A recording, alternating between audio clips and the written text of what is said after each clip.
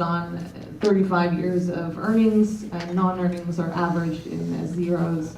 Unmarried women who did caregiving have no access to spousal benefits, and there are no benefits for caregiving outside of marriage. Next. More disadvantages. A married retired worker must choose between their own benefit and the spousal benefit, and typically, and the typical woman earns 38% of what the typical man earns over the lifetime, meaning that their Social Security benefits are lower. Next. Older women in retirement are still very insecure economically. Their benefits have not increased over time, and older women's poverty may increase as non-marriage or not marrying becomes more common for women. Okay, this is a report by the National Committee to Preserve Social Security and Medicare, and I believe the Women's Law Center as well. Next. So these are some solutions that could essentially make Social Security a better deal for women, and also for lower income individuals as well. So, electing for a higher minimum benefit for low income women would decrease poverty, not just for women, but all people with lower incomes. Importantly, there is a lot of discussion, and always has been, not as much recently because we've been on the defense so much when we talk about Social Security, but we have discussed caregiving credits within Social Security, so honoring women's years in contributing to the care of their children or their spouses or their parents. And one of the things we discussed in the back of the room just a little bit ago was to restore the student benefit. So students whose parents have passed away and qualify for Social Security survivor benefits, currently only up until the age of 18. It was up until 23, I believe.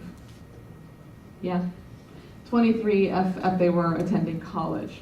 So this is one thing that the Brave Panthers could advocate for around Social Security that is clearly intergenerational. Next.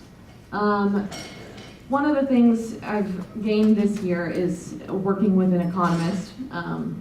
So I've read many more reports on just the economic outlook than I would like to admit as a sociologist, but it has, put into perspective some of this discussion for me. The fiscal situation really has changed substantially. There has been $2.5 trillion in deficit reduction, about 3/4 of that coming from spending cuts, unfortunately. Healthcare costs have also slowed dramatically, particularly for the CBO, Center for Budget, Congressional Budget Office, acronyms.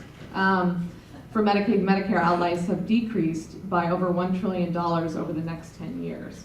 And these are savings that have largely come from the Affordable Care Act, but also the recession. And economic recovery has helped to reduce our projected deficit as well. Next. I'll skip that first bullet. We have seen on a global scale countries that have experimented with austerity even more than we have, and we can see very clearly that it's not working. They have had much slower recoveries than we have had, and lots of economists have shown that if we didn't have the ARA boost a few years ago, we also would have not recovered as much as we have today. Next. So essentially, these changes mean that we really shouldn't be, having the first discussion we have about our budget should not be the deficit as the most pressing concern. It should be about infrastructure, education, innovation, and getting rid of our 9.9 million jobs deficit. Next.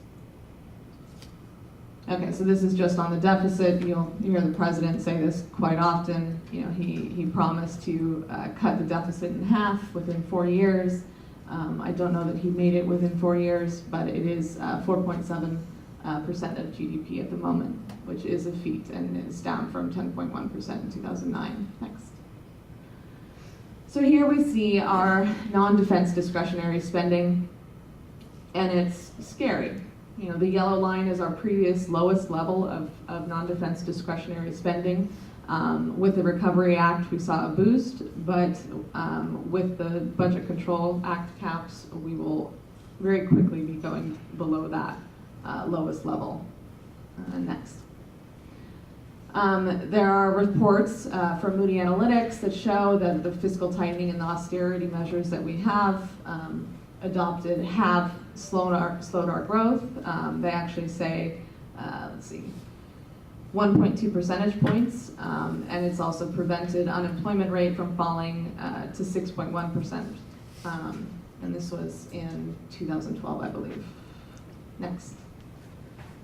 So who is sucking up all of the air in the room? As I said earlier, we have groups like Fix the Debt, and this is essentially a group of about 90 different corporations, and these are the number of Fix the Debt CEOs who have more than $20 million in their own retirement accounts.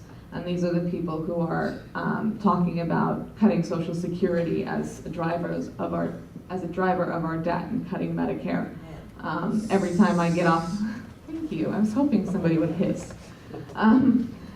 Every time I get off the metro, the Capital South Metro that's closest to the House offices, every pillar is plastered with unattractive pictures of Nancy Pelosi. First of all, usually at some point a mustache comes on it. I'm not sure who does that, but it's quite disgusting, and they are constantly barraging staffers and people who are going into the House buildings with facts that are clearly skewed to helping higher income individuals and hurting people who rely on Medicare and Social Security and SSI. Next. So what do we need to do about it? I think we need to start changing the discourse.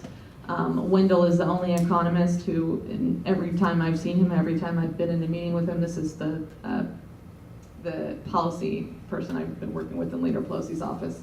He says, you know, to the American Medical Association, you need to start talking about raising revenue. It needs to come from the outside. It needs to be not a bad word. We need to understand why revenue is good for our society, and that we cannot cut our way out of the deficit and the debt. And we need to start talking about social good and values again. I think